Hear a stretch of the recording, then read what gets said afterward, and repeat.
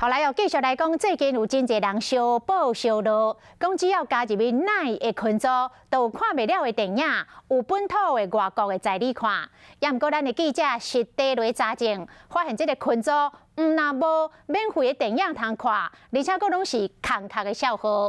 刑事局讲，这是诈骗集团偷取个人资料、上新的诈骗的手法。今仔日的拍假特工队。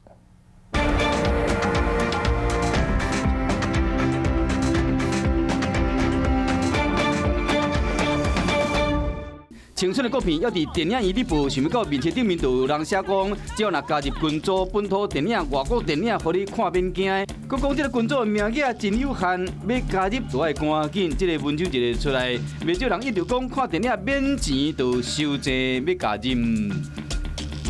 只要加入赖群组就有免费电影可以看，真的有这么好看吗？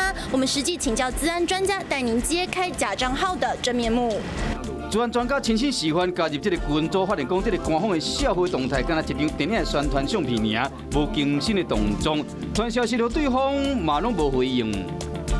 全部就是一场骗局，不管是国片或一些好莱坞的片，新片上市的时候，就常会看到这样的东西。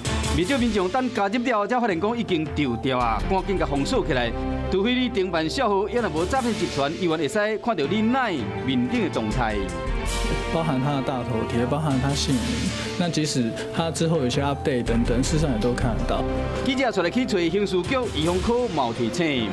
民众的赖账号以及上面的好友，对于歹徒来说是一个很有用的一个资源，都要避免去加入以免将来被歹徒利用你的个资。个人的资料一旦漏泄出去，就真歹处理。若是转达这款的大文，佫可能去犯着著作权犯，面临3年以下有期徒刑。所以讲提醒乡亲，千万唔通互一时免钱的犹太骗去。